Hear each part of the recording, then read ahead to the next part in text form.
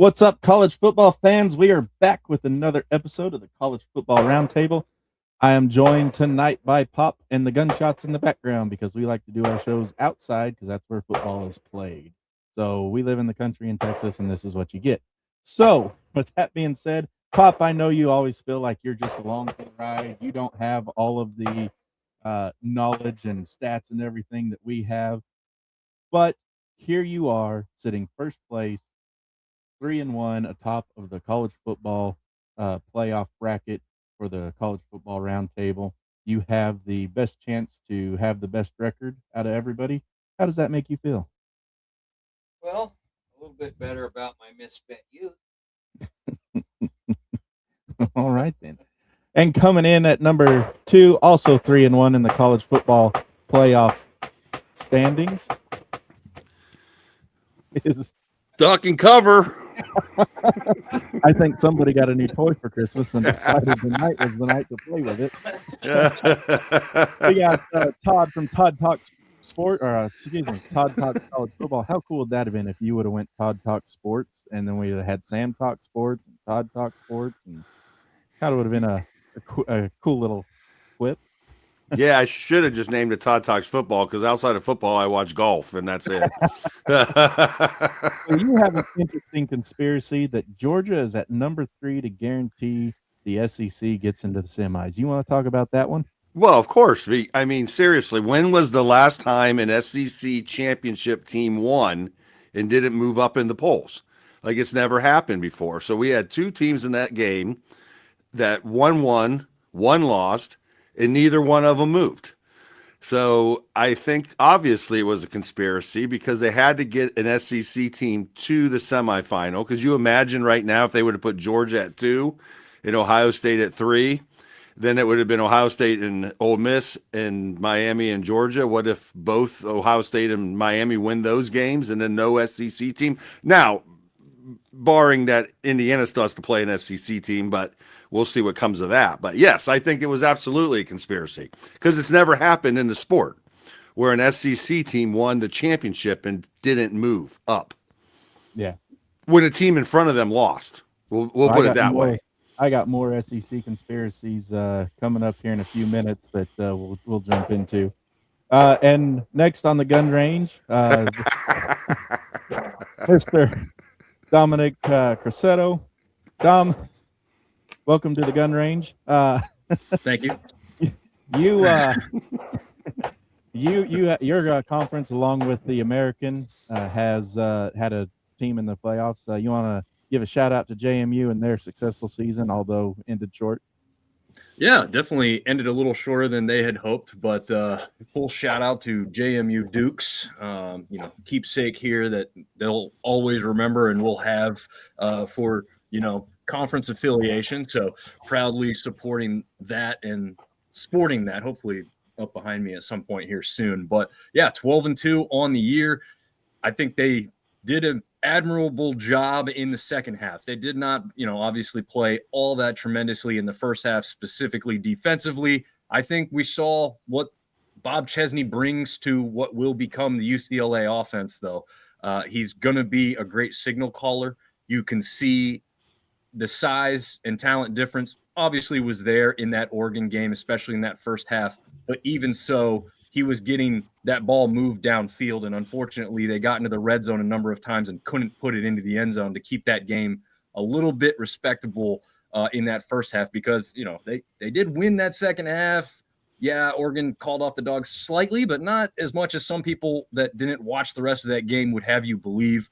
And just as a reminder here, this is an anomaly. This is 2 G5 schools that made it in, but JMU themselves did not keep the other teams out of this playoff. It would have been James Madison, Virginia, or Duke. Those were the options. So just as a reminder, JMU took advantage of the situation, and they're going to pay for it now. They have 11 starters from their offense that will not be on this team next year, as about half of them hit the portal and half of them have graduated. So this is why it's important to let G5s in when they've earned the right to do so with their record, because the P4s come calling with the bag of money, and we can't keep these teams together after one nice run. So that's my argument to keep the group of 5 relevant in the playoff conversation.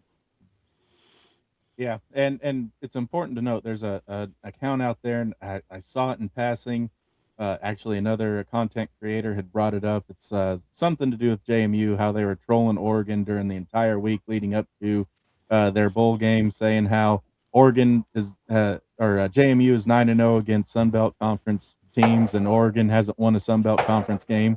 Granted, they didn't play a Sun Belt Conference, but to add on to that, JMU scored more points on Oregon than Indiana did. So there's that.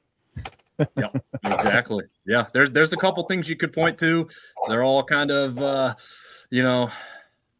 less meaningful because most people don't want to listen to them, but they did put up over 500 yards of offense as well, which is not easy to do against Oregon. I think that the people behind us are watching this show, and every time I talk, they're like, shut up, we want to hear everybody else. Also at 9-2 is Mr. Casey Wick, no relation to John Wick.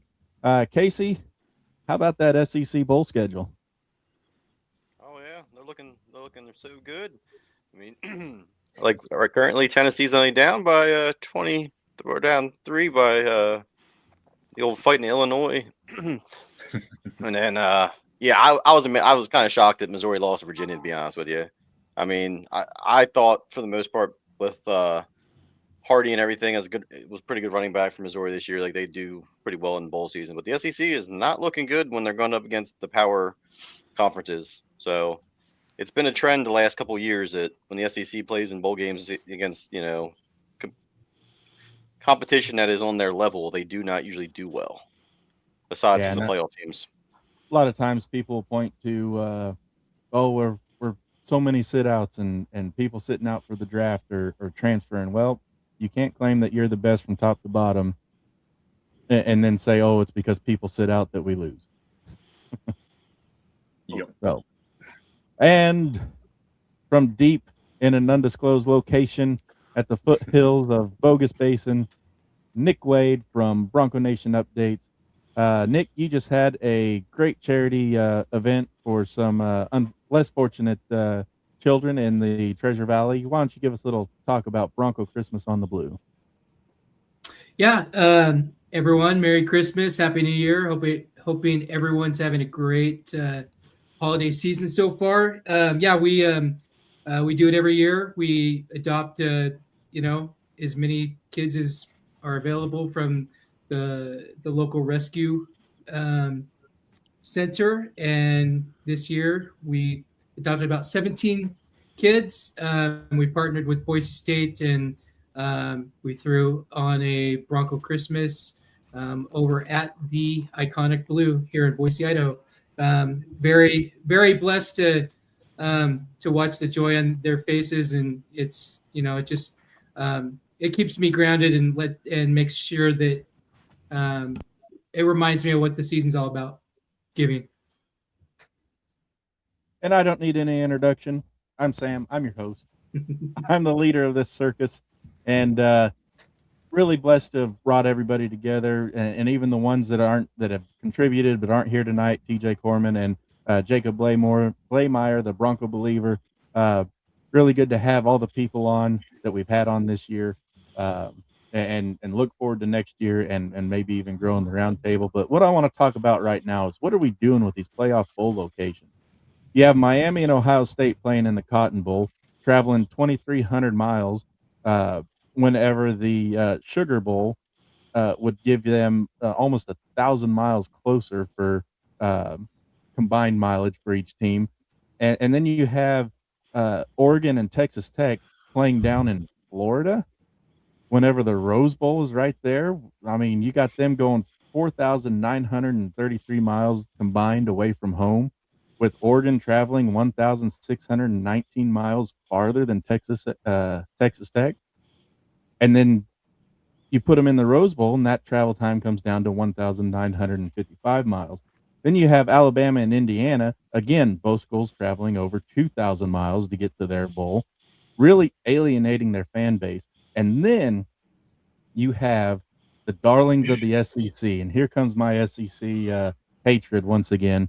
You have Ole Miss and Georgia who have to travel a combined 890 miles, both playing in their backyards on a primetime slot.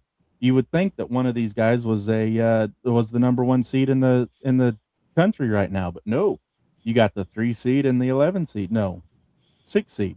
What season? Ole Miss. Uh, 6. yeah, I was right. Stop second guessing myself, Pop. You got the 3 seed and the 6 seed playing a primetime spot right in their backyards. Whenever you have all these other teams that are traveling 2,022 miles, 2,043 miles, uh, it's just ridiculous. So, with all that said and done, is it time to get rid of bowl affiliations and start doing what the NCAA tournament does and invite your teams or schedule your teams based on region and not which bowl gets which seed at which time? I'm going to say no. I mean, I think for Indiana here, playing in the Rose Bowl, I mean, playing in the playoffs is one thing, but for Indiana to play in the Rose Bowl, a traditional Big Ten game. So, I mean, I think it's kind of important for them, whether they win or lose that game. I think it's going to be a memorable experience to be able to say they played in the Rose Bowl. So, listen, we got planes now. So, what's it, 4 hours to get 5 hours, 6 hours to get from Oregon to Miami. Is that probably about right? They don't have to make stops like us and take 3 layovers and, hit a snowstorm in Chicago, But so you're alienating the fans by doing that. The fans that would make the trip down the coastline to go watch the Orange Bowl. I mean, you put Oregon and Texas Tech in the Orange Bowl. You got Oregon travels 1,099 miles, Texas Tech 1,099 and Oregon 856. And then you put Alabama and Indiana in the Cotton Bowl, and they're traveling 635 miles and 867 instead of 2,000 miles each. And that's not just for the team, but it's for the fans too. But it's not really about the fans. It's about the TV is what it's about. And that's the only thing I can think of is they want them TV ratings. And if all the fans are at the stadium, they ain't going to get them ratings. Listen, how many of these bowl games have we watched? This is the first bowl game. I guess maybe the second, because Hawaii had quite the crowd, but they were playing in Hawaii. So, but this is one of the first bowl games that I feel like the stadium has been, I would say, 95% full here between Illinois and Tennessee. Now, Tennessee's obviously playing in Nashville, so pretty easy to drive fans 3 hours. But most of these bowl games haven't even had 25% of their stadiums full. The regular bowl games. Yeah. Pop had to. Well, I think part of that too is a lot of these bowl games that have been, weekday 2 p.m. kicks. Yeah. It's just not realistic for most people to be able to go and do those down and back trips without taking like 3 full days for work, right? The day before, the day of the game, and the day after. So it's not just like a one and done. But you're right, Todd. I mean, this is all about TV contracts. They really don't need to really put all that many butts in seats. I feel like that's just a icing on the cake when they can sell all these tickets. And the sad part is you've got those scalpers who are making even more money off these fans, right? Like the fans are getting doubly screwed because they're paying high rates to get to where they need to be. And then they're paying upwards of 2 times, 3 times as much as a ticket should cost because they didn't buy them when they hit the first marketplace. And now they've got to get them on a secondary market. That's the biggest thing that makes me mad as a fan is that secondary market is out of control. Yeah, unless you're in the Cotton Bowl, because it looks like you can buy tickets right now for the Cotton Bowl for $40. Oh wow! But you got Miami playing in the Cotton Bowl, and Miami doesn't. Miami could play the bowl game in Miami and have a hard time selling it out. So, so Miami going to Texas, the Ohio State fans, I think, are trying to wait for the Fiesta Bowl, I think, would be the second round game for the winner of the Ohio State, Miami, and Georgia Ole Miss. I think it's the Fiesta Bowl. So I think, some fans like Ohio State are like, we're going to get through this first game and we're going to spend our money to go to the Fiesta Bowl instead, which is on a Thursday night. So that doesn't really make it any better,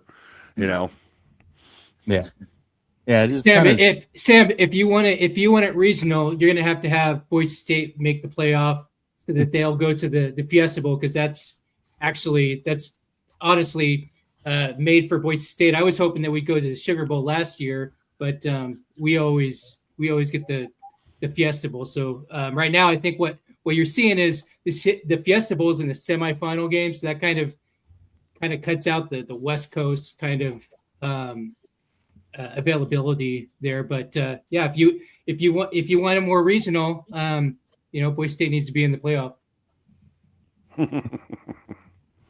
no argument here. Well, let's move on and talk about our first game tomorrow night at 6:30 Central, 7:30 Eastern time. You got the 10 seed Miami Hurricanes 11-2 versus the 2 seed Ohio State Buckeyes 12-1, with their only loss coming to Indiana. A lot of controversy surrounding Miami with should they have been in, should they not? I think they kind of laid some of those doubters to rest with their win over A&M in the first round. Miami, though, comes into this one as a 9.5-point dog.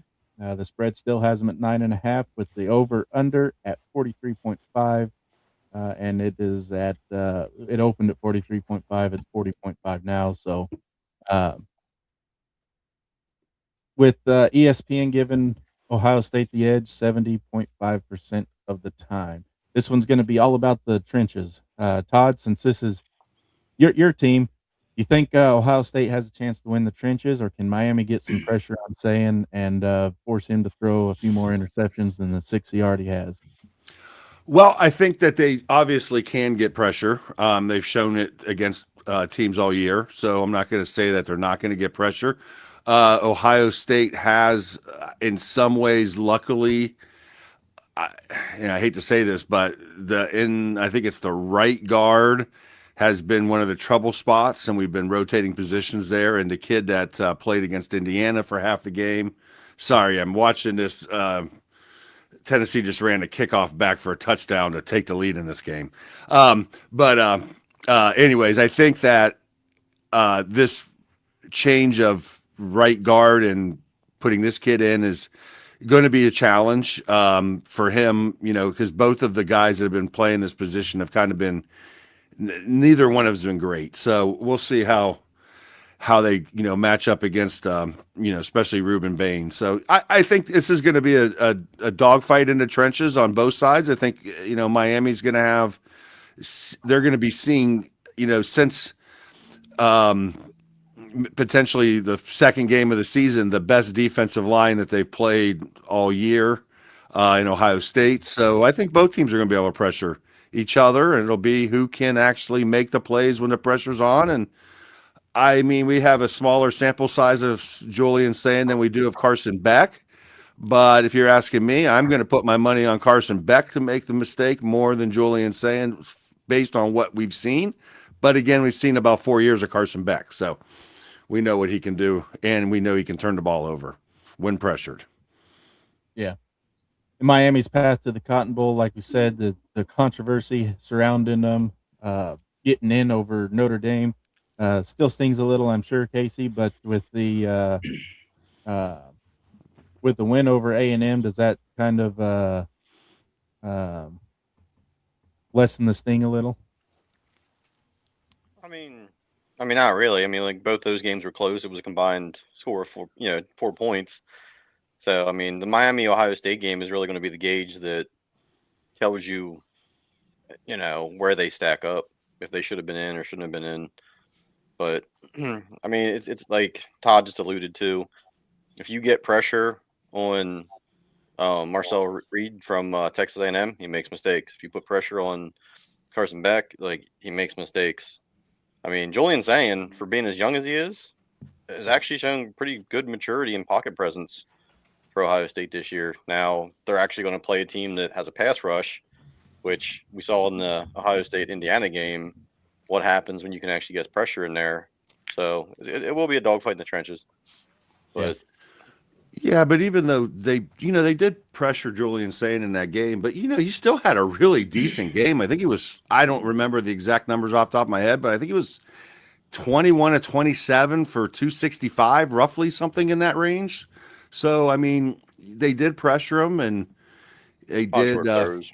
Now I will say I don't know if we counted the last pass as a completion, where it was like a 35, 40-yard pass down the field, and Jeremiah Smith caught it. They stopped him. I think he may have fumbled that at the end. So I'm not sure if those yardage are counted in as 265 or roughly or not, which is to me kind of a yardage that doesn't really count. Like it was a last, a heave attempt at the end of the game and it didn't score. So to me, it's like wasted yardage. What are you going to do when all the Alabama players stop transferring to Ohio State, though? Well, I mean, we have two of them. And they are probably two of the better ones. But remember, listen, it's a give and take relationship here. We had Williams here, and he couldn't make the top three, so he had to go to Alabama and then become the leading receiver in the country. So we like to share players back and forth when we can, but when you have a bunch of 5-stars sitting on the bench, someone's got to go back and forth. Miami to get to the playoffs. They beat Notre Dame famously 27-24.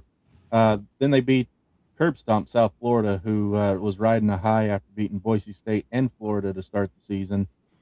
Miami put them back in their place 49-12. And then their two losses, Louisville 24-21 and SMU 26-20. Kind of head scratcher of why they would get in over a Notre Dame. With those two losses, but they did anyway. I'm pretty sure that the Pitt ranked number 22 at the end of the year, and curb stomping them 38-37 probably helped. So that was their kind of notable wins and losses of the year. Anything stand out to their schedule that would make you think that they don't stand a chance against Ohio State? Anybody? You kind of want to say yeah, but then you watched Virginia beat Missouri. I mean, so was the ACC really that bad? I mean, it was. Don't get me wrong, but with the top 3 teams in the ACC any worse than the top contenders in the other big conferences? We're gonna find out. I think there's some holes definitely on Miami's defense outside of the pass rush, and especially on the back end. But if you can stop Tony, you can probably stop Miami. Ohio State's got a lot more talent overall, so we're going to find out. I think it's going to be – it's either going to go one of two ways. It's going to be a dogfight and it's going to be close, or Ohio State's just going to pull away in the second half. Well, I don't know if you guys know. You might not have heard the news in Texas and Boise and Appalachia, Southern Appalachian down there. But Ryan Day's calling the plays. Shit. Dang it. Help me out with the Heartline. Jeez almighty, I'm having a brain fart here. He's already left in my brain. He's going to be on the sidelines, not in the box. He's going to be on the sidelines working strictly with the receivers. They've got I can't think of the guy's name. They got a new guy up in the box to be the eyes and ears, but Ryan Day will be the main play caller here in this game. So we're going to see what changes are going to be in store with that, because I'm still at a lot of shock. I rewatched the Indiana Ohio State game 2 days ago, and because I like to punish my eyes, and that time where we decided not to go for the field goal, and Julian Sayin ran and didn't get the first down. The play before that, I mean, we were in a single receiver set with Jeremiah Smith out to the left, single coverage, one-on-one, no safety anywhere. It's 5-yard play. Like, why would you not throw the ball to what most people will say is the best receiver in the country, right? Like, one-on-one, it should just be an automatic check and throw a slant right there and boom. And we didn't see that. And they didn't do that.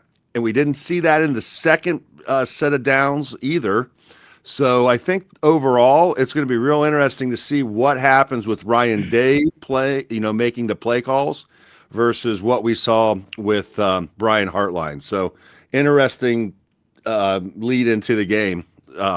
What we're going to see offensively. So I'll be shocked if we don't see a bunch of chunk plays trying to be had. You know, I don't know if they're going to get them, but you know, I think they're going to try for them. I think that Miami is going to get curb stomped here. I just think that there's too much talent on Ohio State, and I was really surprised that they busted my bracket, right? But I was surprised, and just the fact that the reason that they won A&M was there was a couple technicalities on special teams. But I just don't see Miami having the firepower to compete with Ohio State. I'm on Team Todd now on that side of the bracket. I thought no, and the reason is because I thought out of all those teams, I thought if A&M brought it, they had the best chance to get through Ohio State. But judging from what I've seen from Miami and just looking at the raw talent and looking at the numbers that Ohio State presents, they got just a deeper team, and I don't think this is going to be close. I think they're going to easily cover that spread.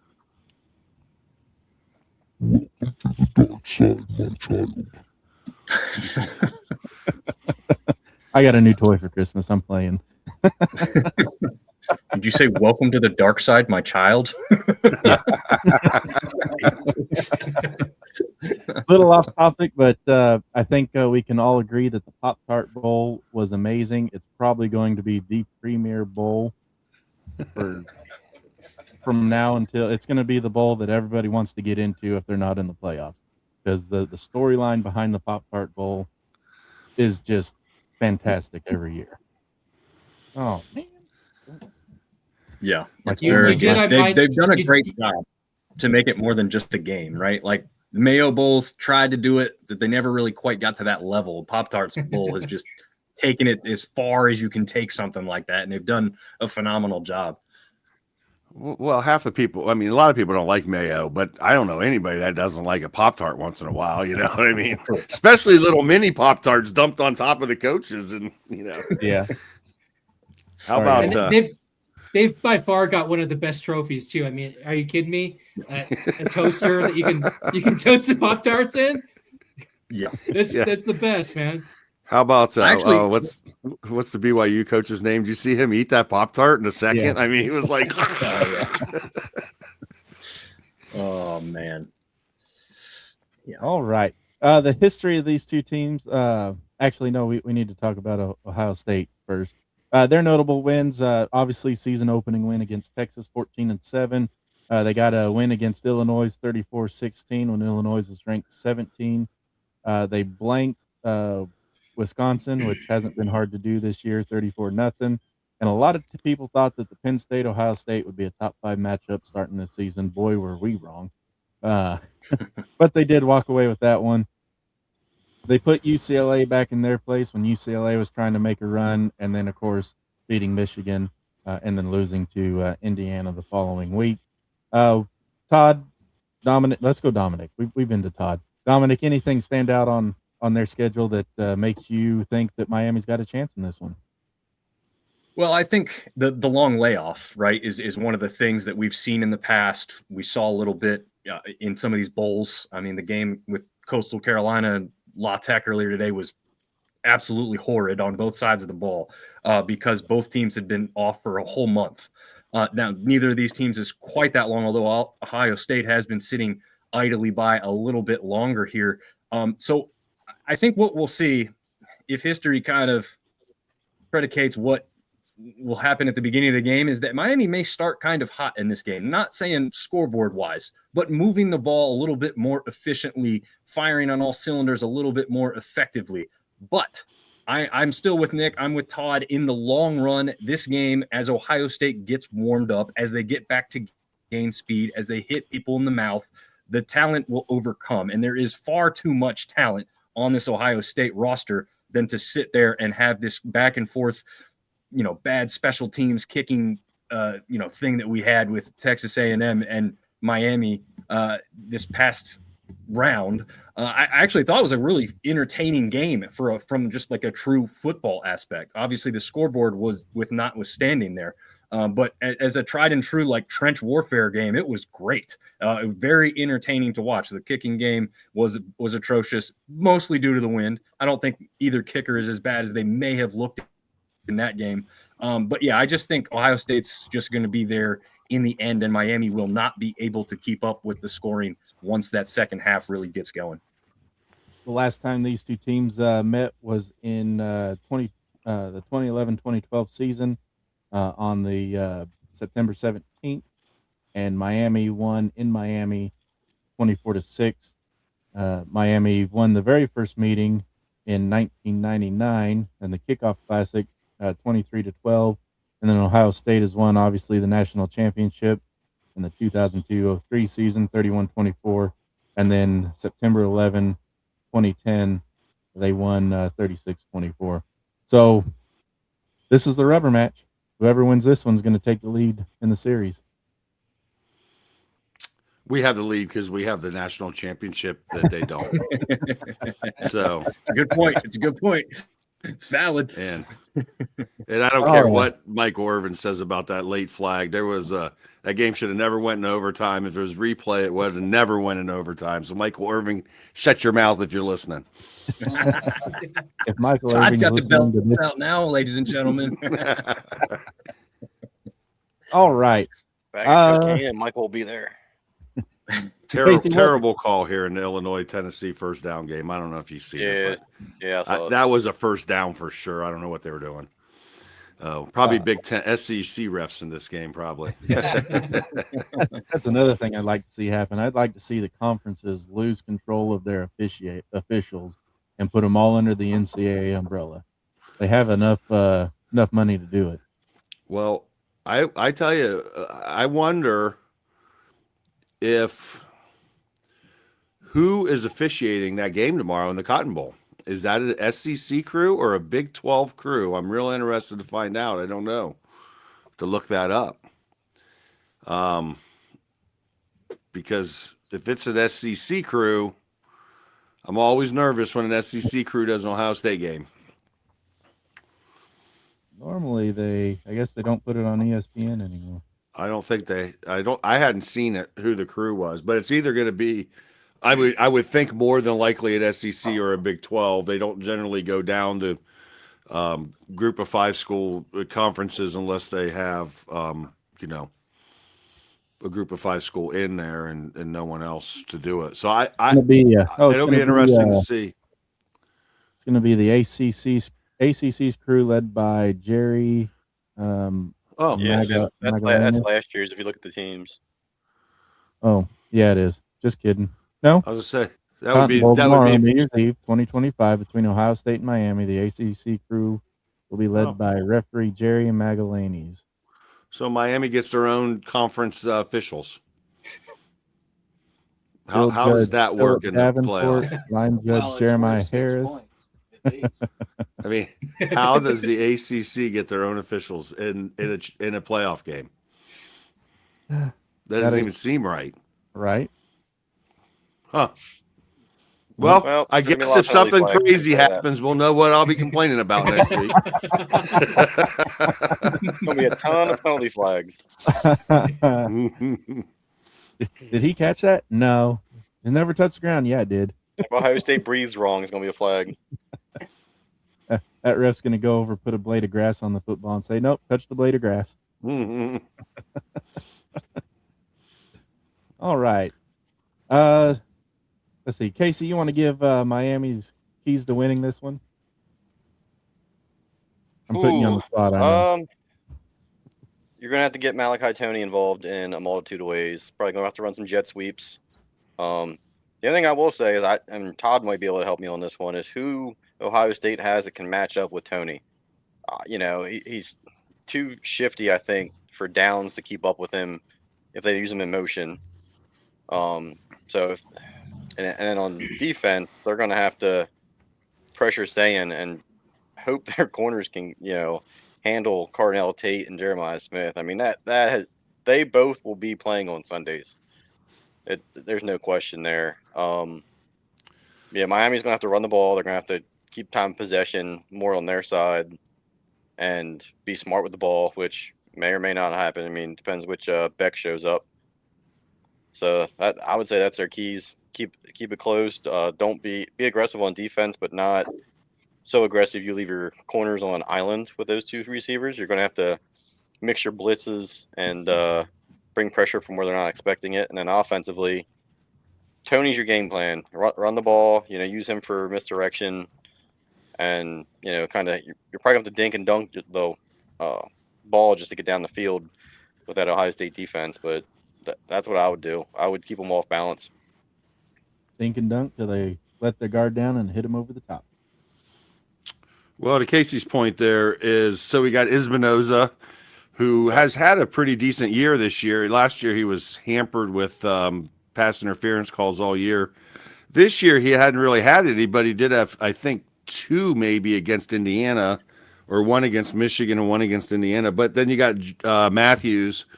Espinoza 6'2". Matthews is like just under 6 foot, and I think Malachi Tony's like 5'10". So could be a mismatch with Espinoza just because he's bigger. But I would rather have Matthews on him, I think, because he's a little less handsy down the field, and we've seen Espinoza over the years get tagged with some of these big pass interference calls that are kind of critical downs when. But he only had 2 all year, and then he has 3 like in the last 2 games or something like that. Well, Todd, why don't you give us the Ohio keys to victory then, while you're at it? Well, I think the biggest key to victory for Ohio State is they're going to need to be more aggressive in the red zone. This has been an area all year long that it feels like Ryan Day has taken his playmakers off the field inside the 10-yard line. Time and time again this year, we've seen 3 and 4 tight end sets. We saw it in the Indiana game when we were down on the goal line on that one series where we ended up missing the field goal. But on that series, we had 3 tight ends in, and he threw the ball to a 3rd-string tight end in the back of the end zone who did not catch it for what would have been the game-winning score. So I think Ryan Day, if he's going to get conservative inside the red zone, like he's been, and rely on a kicking game that hasn't been as bad as what that kick was the other day, but I just think he's going to need to be more aggressive, and he's going to need to take the ropes off. He's been able to play teams all year long the way he wanted to play, and now I think he needs to open it up and just kind of like what we saw in the Rose Bowl and what we saw against Tennessee last year. Just get the other team off balance, and he's got the weapons to do that. The question is, does he got the guts to do that? And that's where I wonder about Ryan Day sometimes when he gets into some of these situations. Like, he's got the better players. Let them go make plays. Yeah. You want my opinion? Sure. I picked Ohio.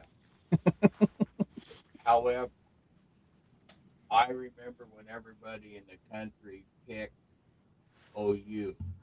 Fiesta Bowl, Boise State beat them in fashion that is played over and over and over again on ESPN. They were outmanned, outgunned, giving up 20, 30 pounds on the line per man. It was amazing that we even stayed in the game. And then we beat them.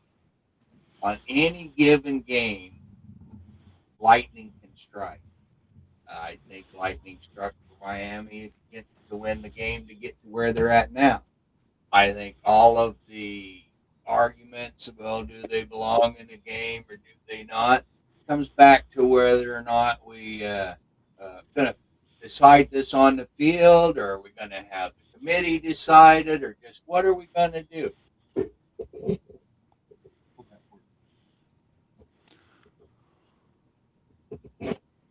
There you go. Just what are we going to do?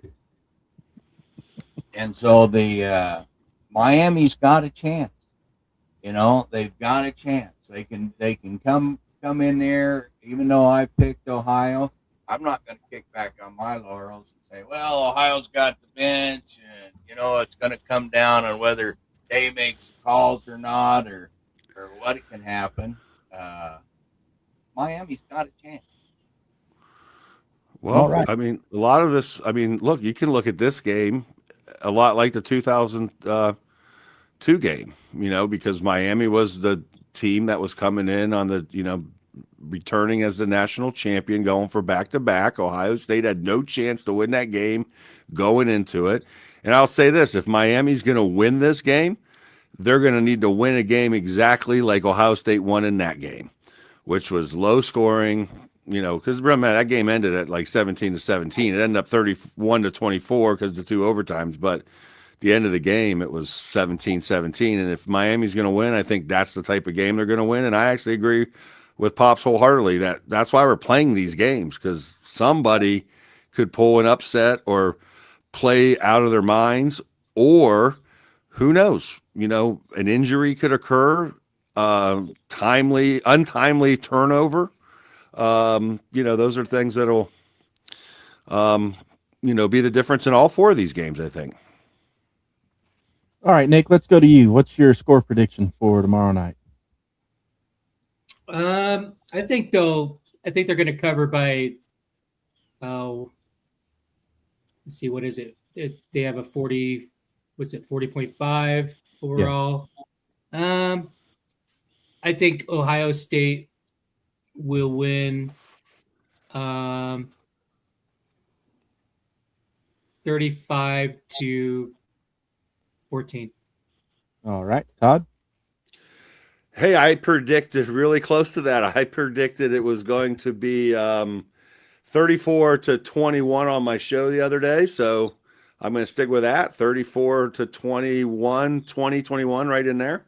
I think Miami will score a touchdown later in the game to get to that just over 20 or right around 20 points. Dominic? I'll go somewhat similar. I'll go 27-13. I think there's going to be quite a few field goals in this one, with the defenses stopping them either within the red zone or just outside, and they'll put some points on the board, but not as many in the end zone. Casey? I'm going to say 31-17 Ohio State. Pop? I like 24-17 Ohio. Well, now I got to change mine, because then it's going to feel like we're copying each other. Oh. No. I was going 27-24 Ohio State, last second field goal. God, don't put the pressure on us. Jeez almighty. I'm going. To be fair, I'll be rooting for Miami because I despise Ohio State. However, fair. However, Ohio State's the Alabama of the North. That's the only reason why.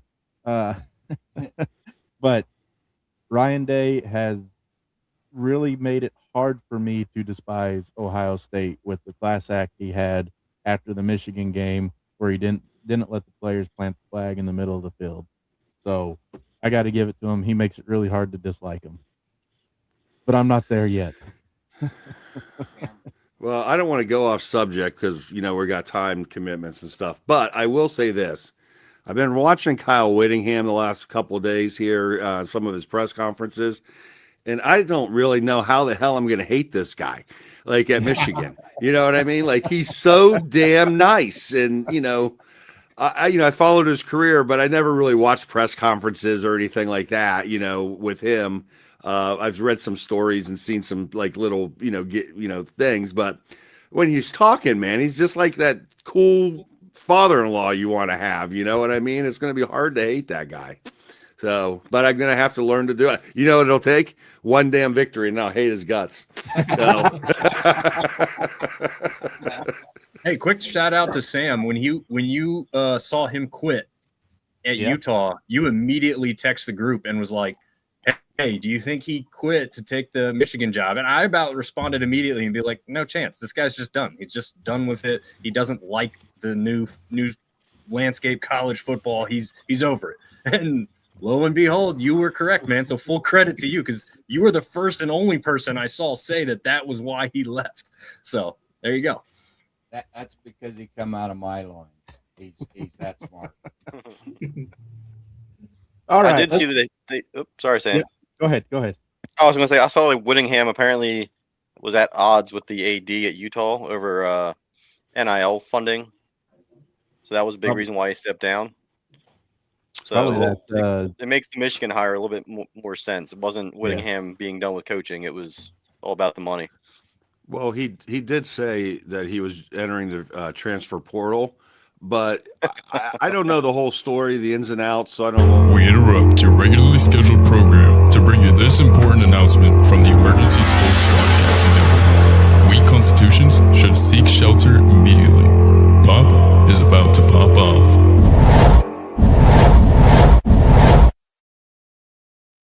Did you say it was all about the money? What have we been saying on all of these pop-offs ever since it started? It's about the money. It's about the money. We got the players going here. We got the coaches going there. He's quitting for this. He's quitting for that. He's going wherever it is because it's about the money. We talked about the evil cabal, the triple of evil. You've got the ESPN. You've got the NCAA. You've got the big power conferences, and it's money here, money there, money everywhere. Now we got bowl games. Oh, nobody's going to want to watch that bowl game. It's not going to make any money, so they're not going to play that next year. And who wants to watch this bowl game? Because it's put on at this time. And who's going to travel here and who's going to travel there? Then everything boils down to the money. And you've got, oh, this is a SEC conspiracy because of the travel time. Everything boils down to the money. Well, here's one more thing you ought to put in the money. And remember what it is that's going to cure this. You got to break up those power conferences. You got to get somebody to antitrust ESPN and these guys and stop them from putting all the money in. Forget it that it's just the kids are wanting to go to college, and recognize it's $1 million industry, and go ahead and put in what I suggested, a college football draft. Go ahead and do the things that we want to do, but you want to add something else to it to try and get the equity and the money?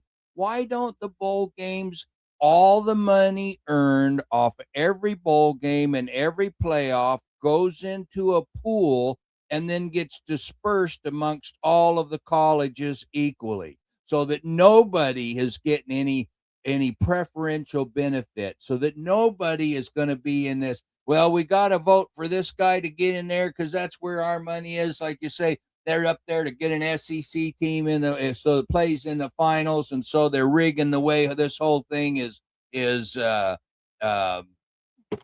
word I'm looking for? How they're ranked in order to get them up into what they're going to. Just take the money out of it. Until you get the money out of it, you're never going to have a college football game, bowl game, or otherwise that's going to be what it ought to be, to where the guys get on the field, they knock the crap out of each other, they score points, and then we know who won the game. The Miamis could go all the way to the top if it's scheduled up on the team. You just never know.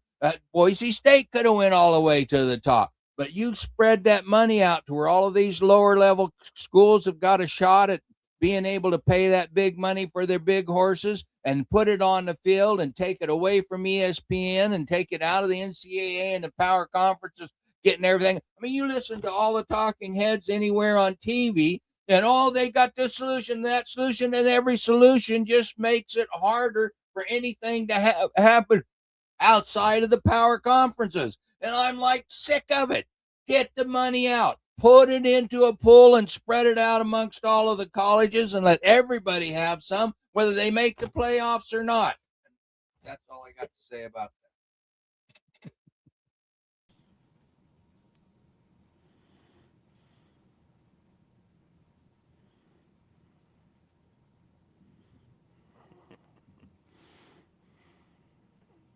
Feel better?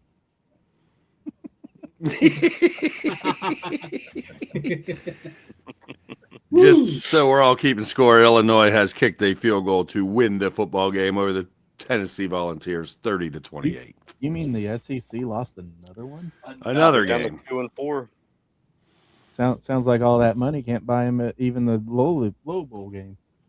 Just means more.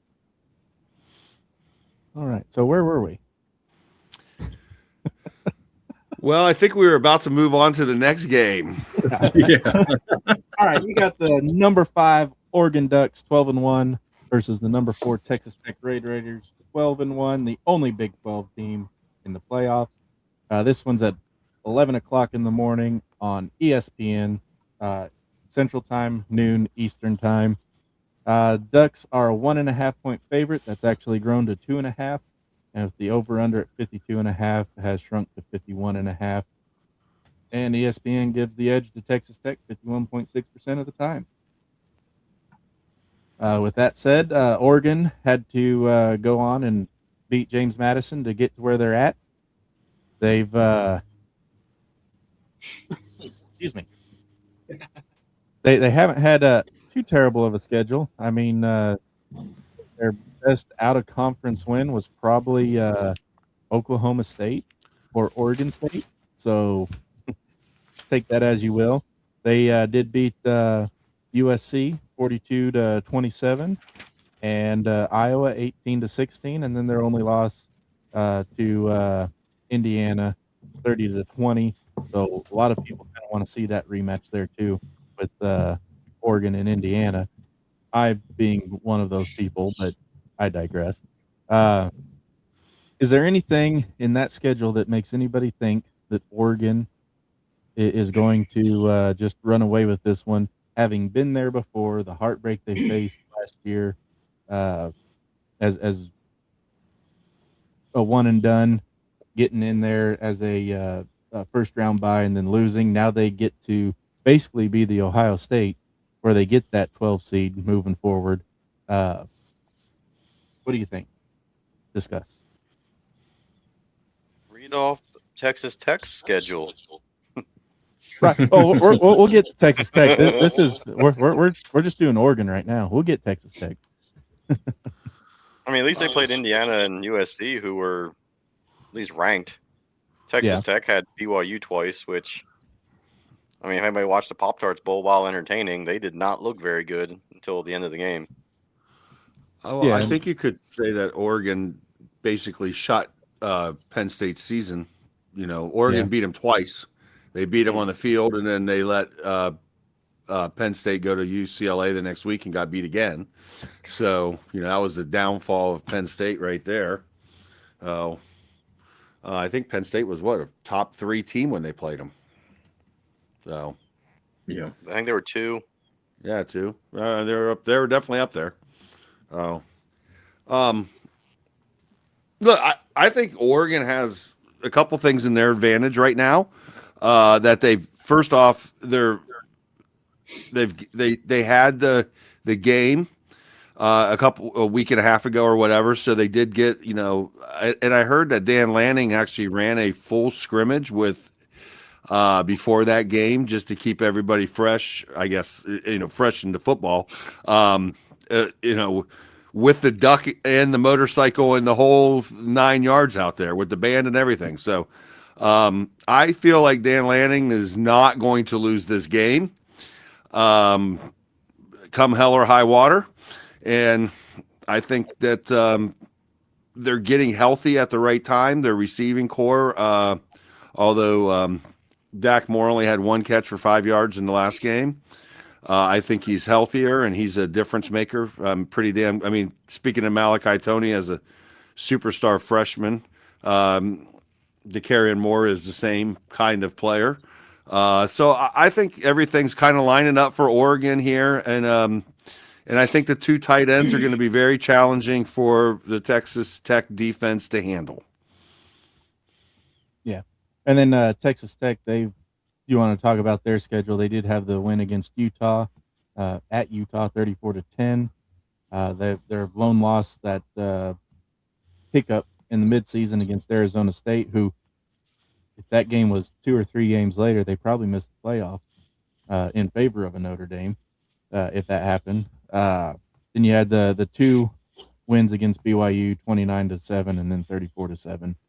So my question is, does Texas Tech really have a shot, or will there be some overlooking going on maybe unintentional because Texas Tech hasn't been there before. Oregon's been there before. They feel like they should be able to move on. That they losing twice in the quarterfinals probably not what they want to have happen. But if that does happen, Nick, what do you think? Yeah, looking at both these schedules, they're really comparable. I do think that Oregon's schedule's a little bit better. They lost to the number one team in the country, and I'll continue to point at that Arizona State loss for Texas Tech. This is the type of game where Texas Tech has been sitting idle, and I really honestly think that there's going to be that kind of what Oregon faced last year, where they're just kind of sitting and waiting. I think this is going to have the same effect with Texas Tech. And if I pin these two teams against each other, yes, Texas Tech has a lot of money in that defensive front. But I do think that Oregon's defense is better than Texas Tech's offense, and that's going to be the difference in this. So I agree with Todd. I think this is going to be, Oregon's, going to come back and they're going to make up for last year's quarterfinal loss. And again, I think this is going to mirror what they experienced last year. Texas Tech is going to affect them in the same way. Texas Tech has never beaten Oregon. They're 0-3 all time, with the last meeting 2023 where Oregon went into Lubbock and won 38-30. Previously, September 14th, 1991, in Lubbock, Oregon won 13-28, and then 1992 in Eugene, Oregon won 13-16.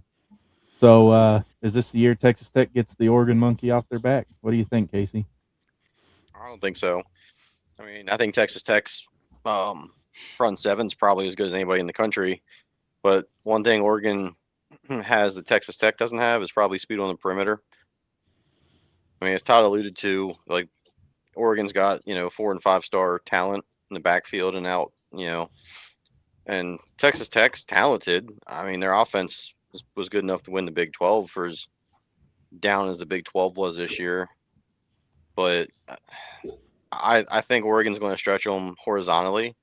And then once Texas Tech starts to get aggressive and tries to stop that, they're going to beat them deep. It's probably going to be more reminiscent of like the end of the Oregon JMU game than the beginning. I don't think Texas Tech's going to be able to keep up scoring points. And I don't think they're going to be able to stop Oregon like they stopped everybody all year long, because the talent on Oregon is just way higher than anything in the Big 12. Like Texas Tech hasn't seen anything like this so far, like all year. Yeah, Dominic, you and I talked a little during the JMU game with I made mention that it's going to be a long night if JMU keeps giving up the edges. So you've seen firsthand as a Sun Belt fan that Oregon's got that perimeter speed, both offensively and defensively, that a team like JMU wasn't able to keep up with and really dug themselves into an early hole. Do you think Texas Tech has any claim to be able to fix that, or do you think that they saw that tape, saw the perimeter speed, and will game plan to try and get Oregon on defense to cheat in, and then Texas Tech on defense to kind of trust their middle guys to stuff the holes so that their outside can keep contained? Yeah, I hope they're watching film on that, because I think that James Madison game, like Casey was saying, and you, Sam, that second half is where the game plan will come into effect. Dan Lanning got off that field not at all happy with his team's second half performance against James Madison. They really had success moving the ball on offense finally in that game. And then they started to shut them down a little bit defensively. Obviously, they still had a couple scores, but that one did come off that block punt, so that wasn't an offensive touchdown there in that one. I mean, look, I hope Texas Tech comes out on top because that's who I picked to win this matchup, even though I did take JMU to upset Oregon. I still just think that the defense can win championships. And this is obviously not a championship game, but is it a championship caliber game? I think you saw the cracks in Oregon's team, but I do kind of agree with Casey. Like this isn't going to be the same offense that Texas Tech saw in the Big 12 all season. They are better. They are more talented. They are faster. So I do think Oregon will have some success. How much can those adjustments and those changes in that game plan be effective for Texas Tech early? Because if you get behind the 8 ball, I don't think we're going to see it get 51-34 type of James Madison score. But Texas Tech can't fall behind because they do not have the offense to compete with an Oregon head-to-head, back-to-back, up and down the field all day. But if they can slow down that Oregon offensive attack, then their offense, as long as they're taking care of the ball, I do think they'll have enough success that they can stay in this game. But it has to. This one, to me, it comes down to the very end. It's going to be a defense has to overcome, something by Texas Tech to win this game. I think this one's going to be really close. Canes Are Cool says Freddie Anderson is as bad as JMU played. Do you agree? Oh man. All right. So I think we can all be in agreement that Texas Tech's key to victory is going to be keeping contained, not letting Oregon get to the outside, and Oregon's key to victory is going to be follow their game plan. Don't get away from it in the second half. Well, yes. And I also think that Texas Tech has got to, Baron Morton has got to play a lights out game. This is a kid, and I've heard a lot of Texas Tech fans talk about the Arizona State game and the fact that Morton was injured in that game and Hammond had to play, which could have led to the loss. Although Hammond came back in that game and scored 2 scores to tie that game before Arizona State drove down the field and won it. But you go back to the Utah game. This was a 10-3 game in the fourth quarter when Baron Morton got hurt, and Hammond came in that game, and they ended up scoring 24 straight points in the fourth quarter to make that game 24-10. But Baron Morton's not been the superstar quarterback at Texas Tech all year. I mean, he's definitely struggled, here and there. And I think the one thing that I really look at is the one drive that really, it cost Texas Tech a game, was when they tied that game at Arizona State, and then Arizona State got the ball with like 2 minutes to go. Everybody that was watching that game knew there was one game plan, and it was to get Jordan Tyson the ball every single snap. And all you had to do was put, some kind of bracket coverage on him, and Texas Tech could not stop him. We go back and watch that last drive. Jordan Tyson had catch after catch after catch after catch to get that drive down. And I just think the same thing's going to happen when Oregon's receivers get out there. They're just not going to be able to handle them. They couldn't handle Jordan Tyson that day and cost them the game and an undefeated season. It's going to be a grind. It's going to be a lower scoring game, 24-17. I like the number. That's what I'm calling it. And I don't like Oregon. I don't like their uniforms. I don't like the players. I don't like Oregon. They're going to lose. Go Texas. Are you going to have a 24-17 for Alabama, Indiana, and Georgia Ole Miss? No, Indiana's going to stomp Alabama. I don't know why Alabama's. It's going to be 23-18. It should have been Notre Dame should have Alabama's spot. Somebody. They don't belong. They ought to kick them out. Nick, what do you think of Oregon? What are their keys to victory here? You're up there next door. Yeah, I think it is going to be them stretching the field. That's going to be their way. They may not get a lot of yards up the middle because of that expensive front seven, but they do have the nation's best tight end Sadiq, Idaho boy. And I think that I think if they do have some success in the running game, it's going to be a little bit flashy. It's going to take Sadiq chipping off at the side, and they're going to get some yardage that way. But again, I think that I think the key here is Oregon's defense against Texas Tech's offense, and I just think that that's going to give Oregon the advantage. And if they can stretch this field and go vertical, I think they'll win 28-20. All right. Todd, what do you got for your score prediction here? I'm going 31-20 here. I think Oregon will, I guess, comfortably there, 11 points. So I'm going to go 31-20. Oregon wins, and I think Sadiq, a lot like Nick said, he's going to be the difference in this game. He's very, very, like, who on their defense is going to be the guy to cover him? And they're not. I don't care how good Rodriguez is. He's not covering Sadiq all game long in space. So I got Oregon winning 31-20. Casey?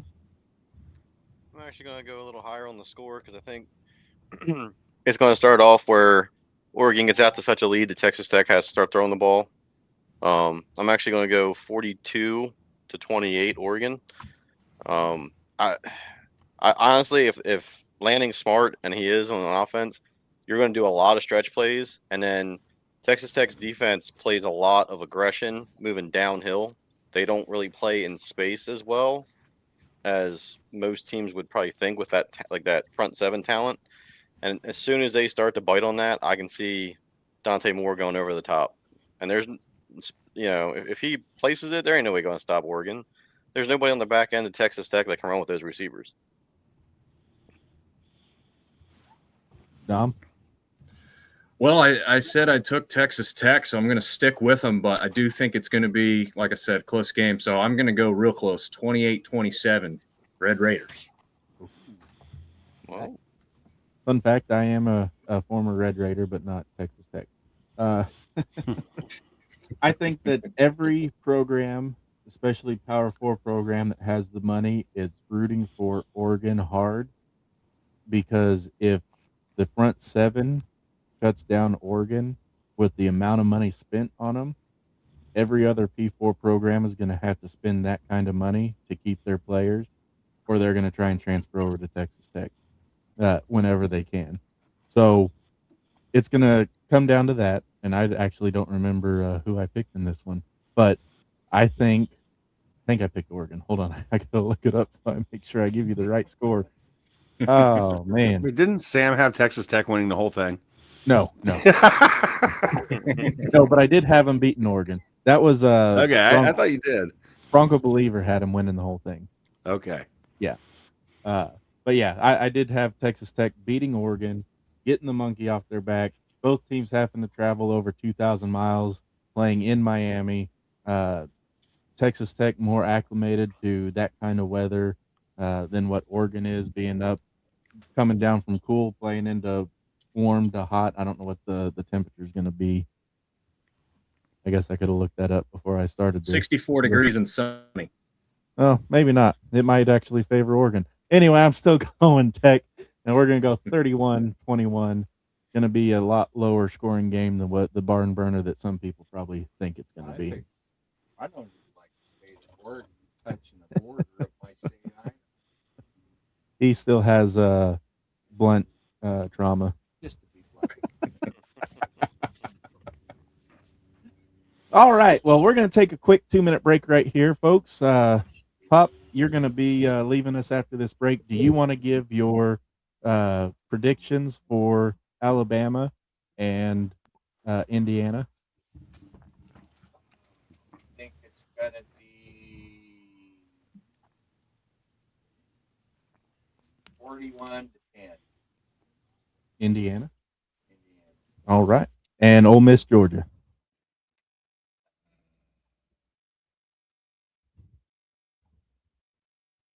28-23. Closer to the mic. 28-23. Who? Whoever I pick's winning by 28-23. You picked. Didn't I have that up for you already once? Pop, pop, pop. There you are. You picked Georgia. Yeah. All right. And who's my next one? That's it. That's the two that you're going to miss. Oh, and then I'm going to have Ohio's going to lose in the end. Yeah, we're not. That's for another show. That's for another show. All right. So we're going to go on this quick 2-minute break, come back minus Pop. Pop, thanks for your pop off. We all enjoy it. It's what half the people view in to see. So we're about to lose half our viewership whenever you go off screen. We're going to go. Lord, he's lying. All right. We'll see y'all back here in a couple minutes.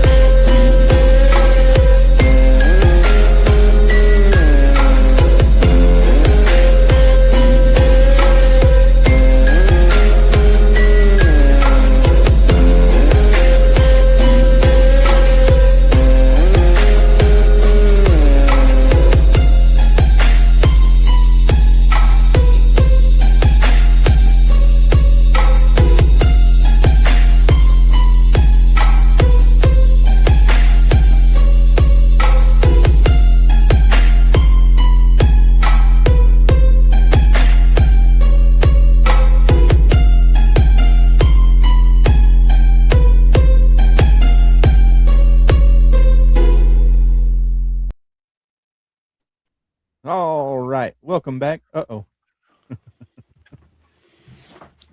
Half of us are back. I didn't beat the clock. I did. Had to just get barely. had to get snacks. No free ads. All right, fellas. Let's move on to the my itinerary back up here. Moving on to the Rose Bowl, you got Alabama and Indiana. Alabama's 11-3, ranked 9, the number 9 seed. Indiana 13-0, undefeated, number 1 seed. Playing January 1st at 3:00 Central, 4:00 Eastern. In the Rose Bowl, Alabama is a 7-point dog in this one. It opened at 6.5, with the over/under opening at 49.5 is down to 47.5. And believe it or not, ESPN has Indiana winning this one 71.4% of the time. Ty Simpson versus the Heisman winner, Mendoza. So let's discuss this one, fellas.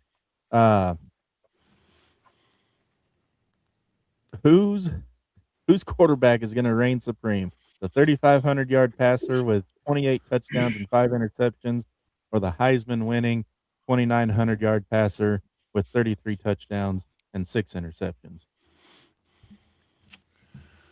Well, that is a great question. And I think if you're asking me, I think this game lines up pretty well for Ty Simpson to have a pretty decent game throwing the ball. Now, we have to start off by predicating here today that it looks like there could be some serious weather, at least at the start of this game. 70% chance of rain at around 1:30, which is about kickoff time for this game out there in California. And it does look like it's supposed to, dwindle away by, end of the game, but we definitely could be seeing first half weather. So that's going to be real interesting how that's going to affect these teams in this game. But I think Ty Simpson, man, he plays really well against zone defenses. Indiana runs a lot of zone. I think Ty Simpson can be effective. The question is, can his receivers catch the ball enough? Ryan Williams. Yeah. Little shout out to Ryan there because he can't catch anything this year. Well, at least enough. He probably would have been safe in 2020 then, huh? Yeah. He was definitely safe in 2020. But yeah, he's had a less than stellar sophomore season here. Yeah. Yeah. These two teams are meeting for the first time, so that I don't have any history to give. But Alabama's notable wins came against obviously Oklahoma to opening round, avenging their loss, their 23-21 loss earlier this season. They beat Georgia 24-21. They beat Missouri 27-24. They beat Vanderbilt 30-14. And they beat Wisconsin 38-14. I only throw that in there to point out that Alabama didn't shut out Wisconsin like Ohio State did, so they really don't stand a chance. If situationalness was a thing. Then you had they beat Tennessee 37-20. So they have a lot of ranked wins under their belt, but they also have a lot of questionable losses, mainly Florida State 31-17, and then of course the curb stomping they took Georgia 28-7 in the SEC championship game that most people thought should have knocked them out of the game. Anything in their schedule give you guys any reason to suggest that Alabama just can't hang with Indiana?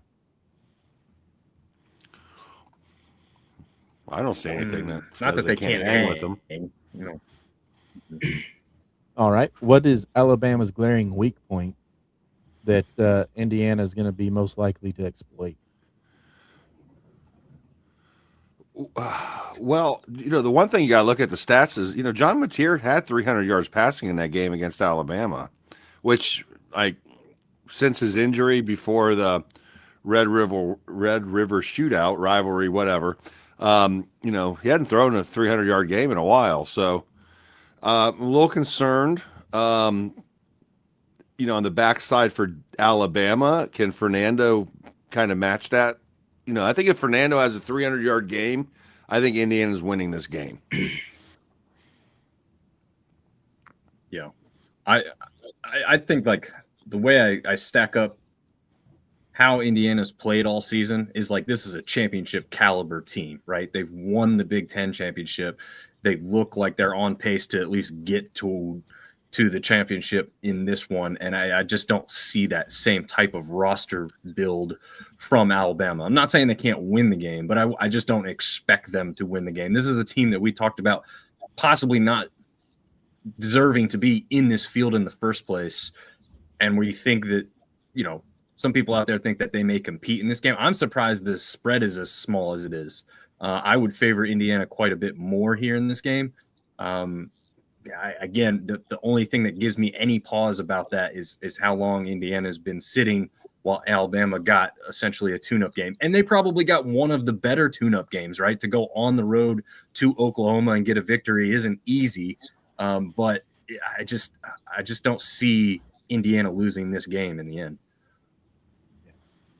Indiana less proven with their schedule. They got 63-10 win over Illinois, who just took down Tennessee earlier this evening.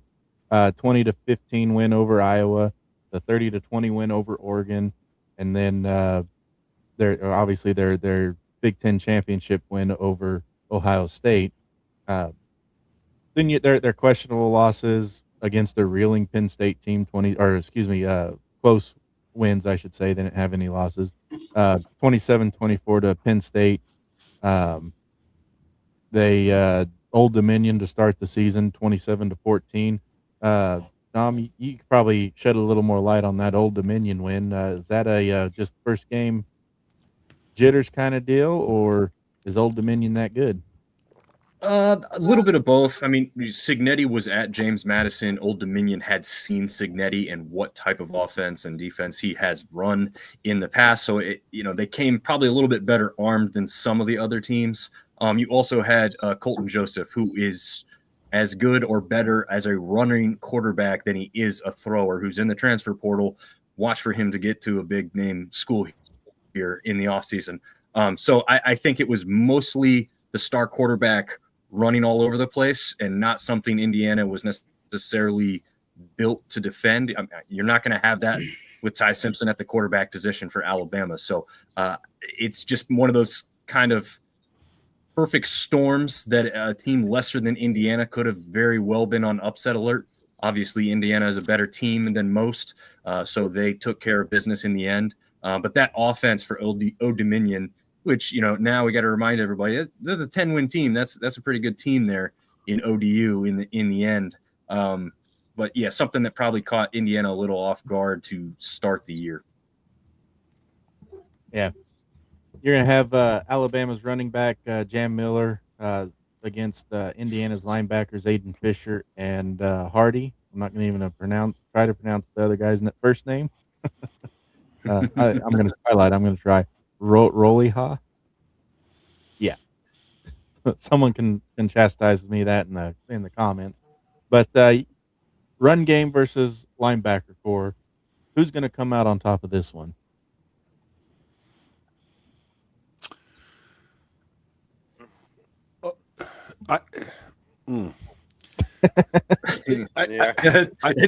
Todd said it perfectly, guys. I feel the same way though. I think the thing here for Indiana that I think is a major deal going into this football game is the loss of Stephen Daly at the defensive end position. This is a number 2 in the country in tackles for loss, number 1 in Power 4 conference teams tackles for loss. Listen, some people said that this is not a big deal, but here's what I can tell you for sure. Indiana is not built like in Ohio State or Alabama. They do not have 4 deep guys sitting on the bench that can play this position, or other teams that are stacked. Indiana is a transfer portal built team. They don't have great depth in the second and third team, and there is nobody on this team that's going to replace Stephen Daly's production. And if you go back and watch the Ohio State Indiana game, and you just watch the 27 throws that Julian Sayin threw in that game, you will see number 8 in 22 of the 27 plays that you'll see him within 2 steps of Julian Sayin, like all day long. He was right there in, play after play after play. He was a game wrecker. And I just don't see how they're going to replace this guy. Someone on TikTok told me they're going to move one guy over to this guy's spot and da-da-da-da-da. Listen, when you start doing that, that takes away the effectiveness of your defense. And this is the most effective player on their defense. Like, he is you don't lead the country in tackles for loss and say this is not a guy. It's like taking Reggie White off the field. I'm not saying this guy's Reggie White by any means, but I'm just saying this is a giant loss. And even Kirk Signetti has said when he's been asked, he does not have an answer for it, at least in the press conference. And if Kirk Signetti doesn't have an answer, that means he doesn't know, because he's an arrogant guy. And when he wants to come out, like, he's not going to come out like he's going to be, oh yeah, I have 7 guys on the bench that can play this position. Just wait till you see him. He's not taking that stance on this. I think this is a huge factor for this defense for Indiana. I may be overblowing it, but I'm telling you, this kid cannot be replaced, and he is a game wrecker. So, What do you think of that, Nick? I've been saying it all along.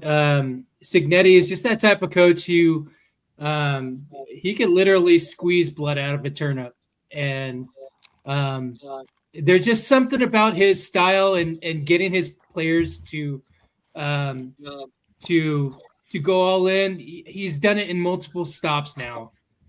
So that's why I've been kind of a believer in him in this Indiana squad. This is going to be a pretty good test for them going against the bluest of the blue bloods.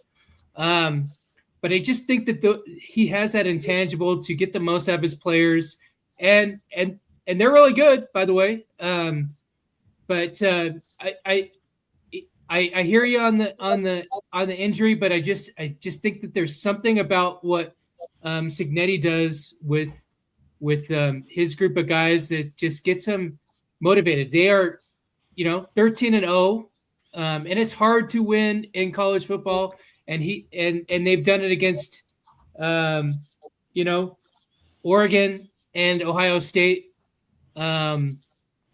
In their own division or in their own conference, and they're both still in the playoff.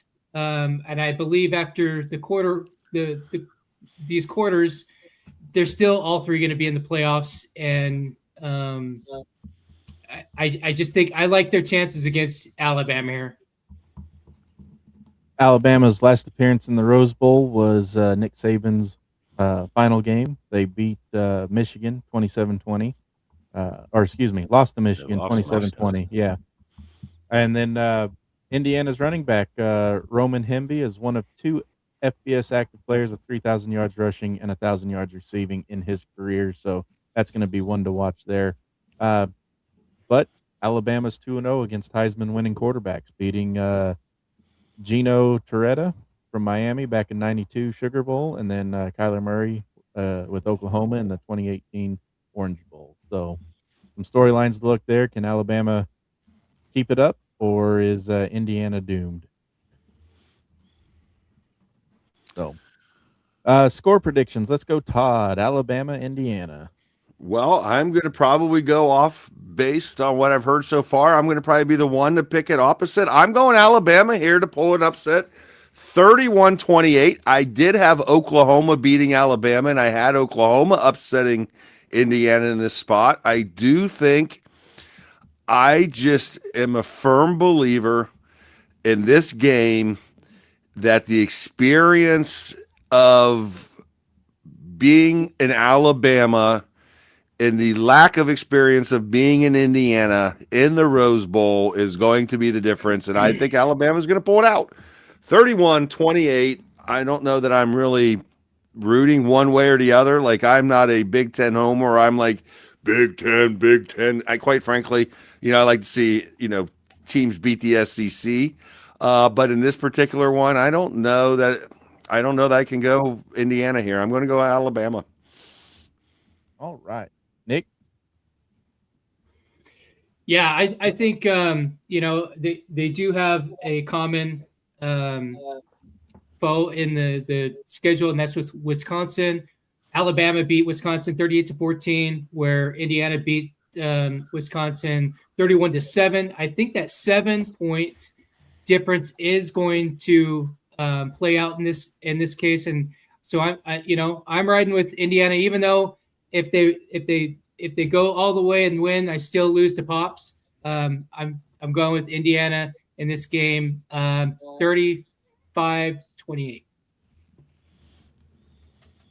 Todd, did you give a score? I've kind of tuned you out. 31-28. All right. Sorry.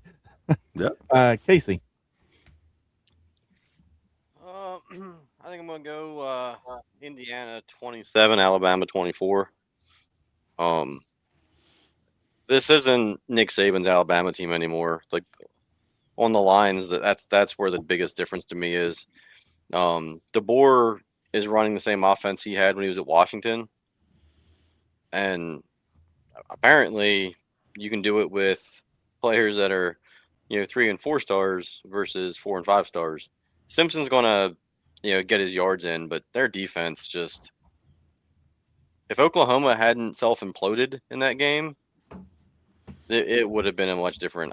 I don't know what what happened to halftime in that game, but apparently they forgot how to coach in the second half. So I think Indiana's going to pull it off. I think it's going to be a close game though. Dom? I'm going to go the opposite way. I still think Indiana's going to win, but I think it's like 31-17. I just don't think that Alabama is built for a run this year. I think Alabama's kind of a team that, like, maybe next year they look like Indiana throughout some of the regular season. We'll see. That's not a hard line prediction, but I'm just saying I just don't see Alabama going on any type of run further than this year. They were kind of lucky to get in. They performed admirably by not giving up in Oklahoma, but they're going to run into a better team this time around in Indiana. I think, defensively, Alabama may have a little bit of success. I just don't see them being able to keep up with Indiana's offense on the other side of the ball. Yeah. I watched Alabama and Oklahoma, and I saw two teams that don't know how to put together a full game, and Indiana does, and they've proved it all year. Granted, they haven't had the same schedule that Alabama has had, but I still think that Indiana's offense is going to shoot lights out, and I'm going 45-24 Indiana. Ooh. Yeah. All right. Moving on to the Sugar Bowl. Ole Miss, the 6th seed, 12-1 versus number 3 Georgia, 12-1. It's kind of crazy that these two teams only have one loss whenever we've kind of really been down on both of them, or at least I have. Georgia seems to be playing to the level of their opponent a lot instead of just getting up and blowing people out. I don't know if they just want to make games close or not, but it is what it is. This game is at 7 o'clock Central, 8 o'clock Eastern on ESPN on New Year's Day. Ole Miss is a 6.5-point dog. The over-under, 56.5, and that's actually down to 55.5 now. And ESPN gives the edge to Georgia 60.1% of the time. We have a familiar name on that list, Mr. Chambliss. He was at Ferris State. Yeah, there we go. It was coming to me. I was about to say Ferris wheel, but two-time back-to-back national championship. Yep. Ferris State. And he's got 3,298 yards, 19 touchdowns, 3 interceptions to Gunnar Stockton's 2,691 yards, 23 touchdowns, and 5 interceptions. Quarterback play is going to be key in this one, I believe, in order for whoever's going to come out on top to come out on top. Ole Miss has 2 wins against Tulane, 1 in the playoffs, 1 in the regular season. Both pretty good blowouts. Defense only giving up 10 points, while the offense suffered a 4-point loss in production during the postseason. But hey, it is what it is. They got wins over LSU 24-19. Their only loss is to Georgia, so this is a rematch game. They lost 43-35, beat Oklahoma 34-26, and that's basically the extent of their notable games. With that kind of schedule, I don't see them beating Georgia again. I think Georgia's probably going to win this one and probably going to be closer to in the style of the SEC championship game. What do you think, Dom? Ooh, me first. Well, I have to stick to my guns that I chose the first time around, and that was Ole Miss getting the victory over Georgia for a second time. So I will.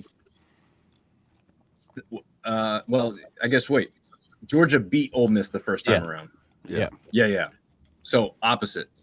It's hard to beat. Yeah, we'll go with the other thing that everybody says. It's hard to beat same team twice. I think one of the things that I lean on and I didn't agree with in the first place was the whole Lane Kiffin debacle when he left.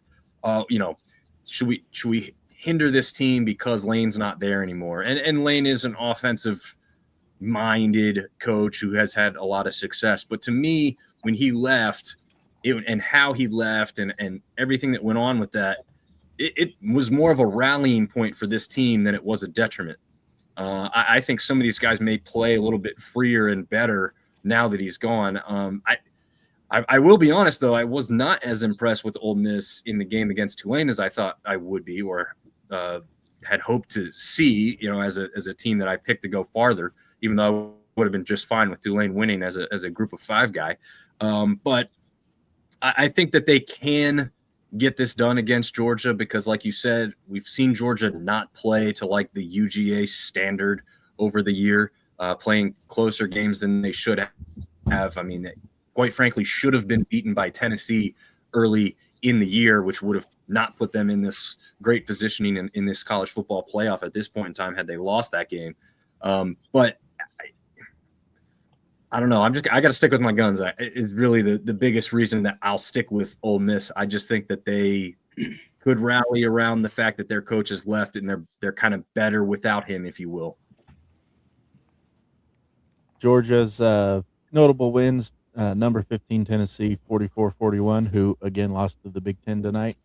Then they lost to Alabama before curb stomping them in the SEC championship game.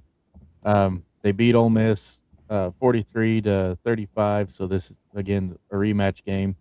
Then beat Texas 35-10 and Georgia Tech 16-9 in Atlanta.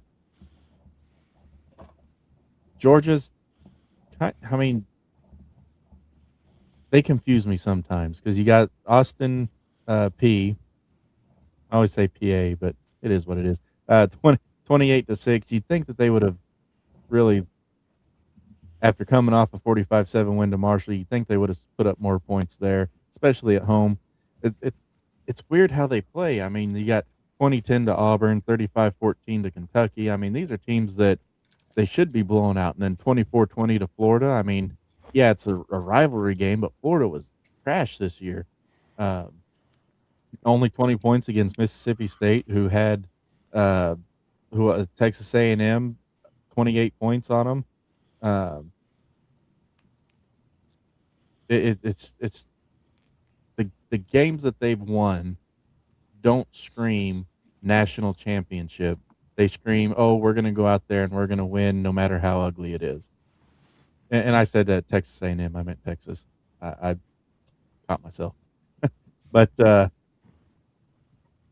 I don't know. I just don't think Georgia has it, even though I picked them, because I don't think Ole Miss has it even more. Nick, what do you think? Yeah, they kind of remind me of Boise State can do this sometimes and play down to the competition. If I want to take it even further, it's kind of like my pro team, the Falcons, and they love to play down. They lose the games that they should win, and they win the games that they should win. They should lose, just like last night. They did try to give it back to the Rams, but this game right here, this game for certain right here makes me. I want to be vocal and say they need to push back the transfer portal because of a game like this. Because in this game, if you had Lane Kiffin still coaching Ole Miss, this is a lock for Ole Miss, in my opinion. No doubt about it. But for a game like this, you look at the stats. Ole Miss is favorable in every single one of them, on all the columns. They check the boxes. The only thing that they don't have is, they don't have Lane Kiffin, and because of the way that where the transfer portal is placed, it created a lot of drama, and Lane Kiffin, does a pretty good job too. There's a song out there that says, smoke weed, talk shit like Lane Kiffin, and that's him. So, but this is the type of game where this screams they need to do something about the transfer portal and some of these dates and the bowl games and how they line up with how this works. If they can do that, then this is a different game. But I think that Georgia is going to pull this off. I think that they'll probably double the spread on this one. Yeah, I think Georgia wins. It's going to be in the trenches. They got some big guys up there, but I'm just not impressed with their overall performance. And I actually have them going to the national championship against Indiana, mainly because I want Indiana to win, and I know they can beat Georgia. I don't want Indiana to face Ohio State again and have to try and beat Ohio State twice. So I guess that's a compliment for Ohio State.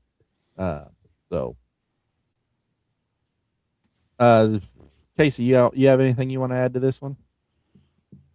I think the biggest issue is going to be, and nobody wants to talk about it, is Lane Kiffin being gone. I mean, when you get into a game where every possession matters and your head coach, who is one of the best at making adjustments throughout the game, isn't there, that's going to be the biggest thing there. I mean, it pains me to say this because I'm not the biggest Kirby Smart fan, but his teams do play really tough football. And Ole Miss reminds me more of like the old school Oregon teams. They're not really a tough football team. They're more stretch you out, vertically and play the numbers game. So I think Georgia's going to run the ball and they're going to pound on Ole Miss that does not have the depth to keep up. So I think Georgia's going to pull away late in the fourth quarter. It'll probably stay closer to like mid third. But I got Georgia pulling like 24-17. I know that's been the popular number, but I think that's where it's going to end up. Ole Miss, Georgia leads the series 34-11 with one tie, and of course the last matchup, Georgia winning. The last time Ole Miss beat Georgia was 2024, actually, in Oxford. They won 28-10. So before that, it was 2016, where they won 45-14. So it looks like Ole Miss either loses by a lot or wins by a lot. There is no in between. So I guess we'll see what happens. I guess the last matchup wasn't a whole lot, but a lot of points were scored. So, all right, Todd, why don't you give us your final analysis on this game and who you think's going to win and the score? Well, I think Trinidad Chambliss has to have the kind of game he had the first game, over 300 yards total offense. That's the first thing he's going to have to do. Keywan Lacey is going to have a much better game than he had the first time. He had 31 yards rushing in the first game. He did have 2 touchdowns, but he needs to be – I think if Keywan Lacey gets to 100 yards and Trinidad Chambliss gets to 300 yards, I think they win this game. Look, they should have probably won this game the first time they played. Georgia had the home field advantage. The fourth quarter was – I think Ole Miss had the ball for like a total of 2.5 minutes in the whole fourth quarter of that last game, up until the last series where they had a chance to try to tie it up down 8. I got Georgia winning this game 28-23, but I would not be like, I want every bone in my body wants to pick this upset. Like, I feel like Ole Miss can do it. And I know that Lane Kiffin's gone, but Charlie Weiss Jr. did stay for the game, and he is the offensive play caller. And even Lane Kiffin said that, Charlie Weiss Jr. called the plays all year long. So it's not going to be different there. But like Casey said, is it the Lane Kiffin factor on those, a couple plays throughout the game? And that could change this. So I think Georgia probably wins this game, but I 28-23. But let me tell you, I will be once I take my Buckeye gear off on Friday, I'm putting every red and blue and white color clothes I got on. That's going to be my team on Saturday or Thursday, whatever now day it is. New Year's night. We'll call it that. New Year's night. Yes, I will be the biggest Ole Miss fan in the state of Ohio. All right, Nick, your final thoughts and the score prediction. Yeah, like I said, I just think that it's kind of like Signetti has a way with his team. I really think that Lane Kiffin adds that dimension to Ole Miss, but he's not there. But yeah, I like I said, I think that Georgia's going to double the spread. So I'm picking Georgia 31-18. All right, Casey. I'm gonna go Georgia 35, Ole Miss 17. I love how you had to think about that, like you didn't know I was coming to you. Well, one of those things, like it's going to go one of two ways. It's going to be a close game, or it's going to be Georgia running away. Dom? Well, we have to look at the schedule and notice that in the last 4 games, Georgia hasn't allowed an opponent to score only 10 or less points against them for the last 4. Now, one of those games was Charlotte, okay, so you don't get much credit there, but the other 3 teams were all ranked opponents. So this is going to be a pretty defensive game, if you ask me. This is going to be somewhat more along the lines of that Miami Texas A&M game, if you ask me, because I think Ole Miss will struggle to score the ball quite as much as they did against a Tulane team. So I don't see a shootout on either side in this one. I'm going to go really low score here, kind of like I don't know, Ole Miss 13 and Georgia 10. I mean, something weird to me is going to happen, maybe to do with the long layoffs as well. But yeah, I just don't see a lot of points with how good these defenses can be. Yeah, and I think that Ole Miss playing is actually going to help them on offense a little, because now they have, especially a team like Tulane. Yeah, you lost your coaching staff, and you know that they're leaving, but they still beat Tulane in relatively the same fashion that they did whenever they were a full intact team. So I think that Ole Miss is probably going to get the benefit here, but like you said, Georgia's defense really coming on strong late in the year, and it's going to be a little bit higher than your 13-10, but I am going Bulldogs. The Dogs are going to win this one 21-17. So, all right. Well, fellas, I said this last week. I enjoyed having y'all on the show. We might do a semi-final show. I'll get with y'all later this week, see if that's something we want to do. Looking at Todd, he probably wants to do it, especially if Ohio State wins. I will do it either way. I mean, so Todd and I actually talked in this spring. We're going to cover some spring ball. We're going to do a UFL show, so that's something for y'all to look forward to. If anybody wants to jump in on that, even if you're a viewer and you want to jump in on that show, shoot us a DM. We'll be happy to set you up on the screen with us. We got bourbon, beer, and basketball coming. I think we've got Casey who might show up for some of them. Dom, I think you're in on some of them whenever you can make it. Nick's going to join in on us. He's going to be our resident. What do you call that, Nick? The beer you drink? I'll be at NA. NA, non-alcohol. I knew that. I could have said yeah. So if you want to come on and support Nick for his sobriety, then come on and support. Watch the show for him, cheer him on, and maybe he'll rub off on some of us other ones. But that's bourbon, beer, and basketball. That's starting January 7th. Todd, you have any final parting words for the fans that tune in just to look at you? Well, we appreciate that. But no, I mean, I'm excited. I'm excited. I mean, I'm excited right now watching USC and TCU play, so as we get over the next tomorrow at noon and 3:30, and then we'll get to 7:30 or 8 o'clock whenever that kicks off. And, I'm looking forward to 2 great days of football. I mean, we didn't talk about, the other matchups that aren't these championship, but I still think there's some interesting matchups to see tomorrow. Vanderbilt and Iowa, Michigan and Texas, and so it's going to be an exciting day and a couple days, and it's great. Now, I did want to say one thing before we get off of the air. I think D2 gets screwed.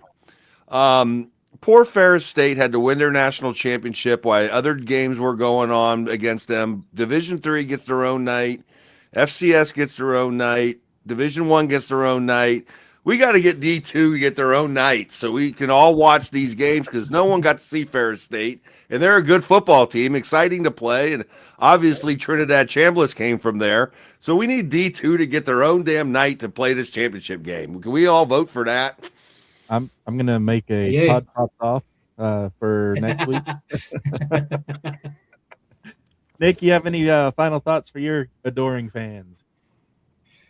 Yeah, I mean, there's going to be plenty of salty snacks during your bourbon beer and basketball. So, so just looking for, companies out there that offer the spirits and the salty snacks, come online, be a sponsor, and, get viewed in some of these awesome shows. I would like our viewers out there, if you're watching the replay, watch it right now. I'll be putting each one of these gentlemen's contacts in the description. Follow them. These guys are great guys. They're great to network with. I love doing these shows with them. So there's going to be plenty more entertainment. So follow everybody that's on the screen right now, and follow our channels. And no matter where you're at, if you see, we're really good at marketing out there and getting these plugs out. So if you see any one of these outlets out there, give them a follow. It's great share, even if it's not in your conference or anything. If you love sports like I do, it's real great, good to follow everyone. So, but I appreciate you having me on this show. Really enjoy it. All right, Casey, you want to let your fans know that you finally found your cereal bowl after Notre Dame ran away with it. Yeah. We talking about Pop-Tarts, man. Pop-Tarts. I mean, it's been a wild year. I'm ready for these playoffs to get going. I haven't really watched as much college football. I kind of agree with your dad on that. Like, money to a certain degree has ruined the tradition and pageantry of it all. I miss the days when the kids were actually student athletes. Like now, aside from a few schools, like the kids they're semi-professional. The degree is a formality. I mean, we know SEC, half of them don't even go to class. It's just a matter of somebody, putting their name on a paper and whatnot. But yeah, I'm excited for this. I'll chime in with the basketball stuff. I just got work stuff going on for the first show. Hopefully, I can make it. But yeah, man, let's do all this, and hopefully 2026 is even a better year for college football, and hopefully the NCAA can get their balls back and actually have some authority in the sport instead of everything going to the Supreme Court over lawsuits. And it's I think that's where it all started to go downhill, was the whole NIL lawsuits over former players saying they lost money when but that's a whole other conversation for another day. Yeah. Dominic, your team's out. Your Sunbelt Syndicate team is out now. They had a heck of a year. What are your words of wisdom to cheering for the bad guys now? Yeah, well, speaking of balls, I'll show this off one more time. I mean, I am not a James Madison fan, right? I did enjoy my time when I got to go up there and interact with their fan base. The reason I own that is because it may never happen again. They may change the rules, and our shot is even longer than it's ever been. So I think hopefully those fans enjoyed the run that they had while they had it, because, again, we're seeing what's going to happen in the portal. With all that being said, but yeah, I mean, I'm still enjoying college football just like Todd, Nick, and Casey, and certainly Sam, who's put this all together. So, no matter what happens with this sport, I'll be here. I'll be a fan of it.